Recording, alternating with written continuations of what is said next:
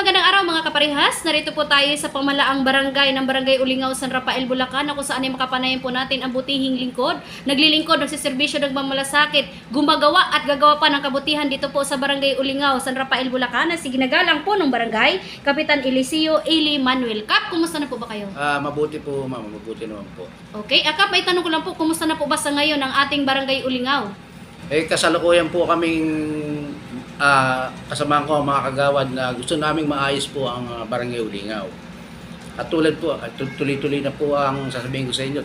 At tulad po ng mga lansangan, ang gusto po ng ating punong bayan na Mark Cholo Ibiulago na maliwanag bawat lansangan. Siya po naming inuuna yung mga lansangan na maging maliwanag. Kasi po ang krimen sa dilim nangyayari.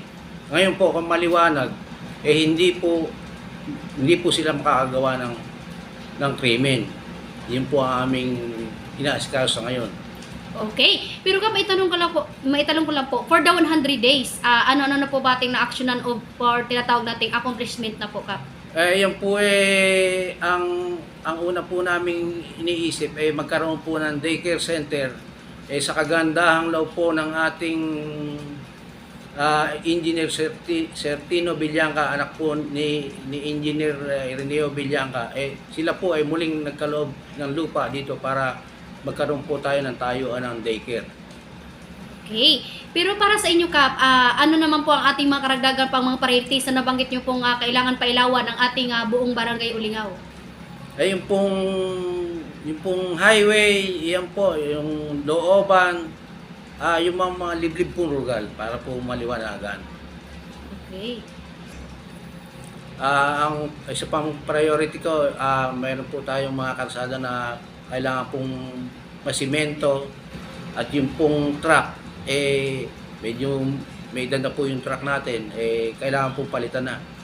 At yung ating pong programa na sa mga may sakit, libreng hatid, libreng sundo, may singko po sila alang iintindihin. Yun po ang aking pinangako sa tao na po ay nangangampanya. Okay. So, Kap, panawagan na lang po sa ating mga kabarangay na sila po ay sumusunod sa ating mga batas na pinapatupad dito po sa Barangay Ulingaw. Sa mga kabarangay ko po, sana po ay makaisa kayo sa ating mga panukala dito sa ating barangay. Katulad po ng sa aso, kailangan po makaisa kayo na itali po ninyo ang aso. At ito pong ating lansangan ay kailangan po maging malinis sa mata ng tao at sa mata ng ibang kabarangay. At halos gabi-gabi po kami po ay nag-road clearing at nagpapatrol din para po makuha po yung mga masamang loob, mainlang. Okay. Sumisahin nyo naman po din, Kap, sa inyo pong mga kasamahan na kawani o naglilingkod ng mga dito sa ating Barangay Ulingaw. Ako po ay nagpapasalamat sa mga kagawad at ako po ay tinutulungan nila at nakikisa po sila sa akin sa aking mga programa. Salamat po sa kanila at lahat po ng gawain dito sila po ay katulong ko, lalo na po sa pagkakabit ng kuryente, street light. Salamat po sa kanila. Okay.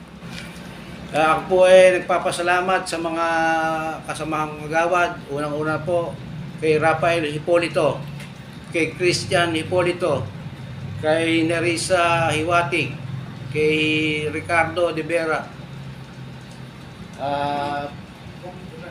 si Richard Duran, at si Dominador Pajardo at si Eric Mendoza. Aking magandang taon ng barangay si Treasurer Nerissa Hipolito at yung aking secretary na si Marisa Ogmar at si SK nga pala at isa rin sa tumutulong sa akin, lalong-lalo na po yung aking hepe na si Sam Anyunievo. Mga nagpapalakas ng loob sa aking panunungkulan. Wow, okay. Yan po ang mensahe ng ating butihing lingkod punong barangay na ayon nga po sa kanya ay pagkakaisa at respeto ang dapat nating gawin sa ating Barangay Ulingaw. Okay, magandang araw po mga kaparehas. Sa ating pong nakapanayam ngayon ang butihing lingkod, si ay ginagalang po ng barangay, Kapitan Eliseo Eli Manuel. Magandang araw po mga kaparehas. Lay Castro po ng Parehas News. Ingat-ingat po kay Kap, in your family, God bless us all. Salamat po, salamat. Mabuhay po kay Kap hanggat gusto ninyo.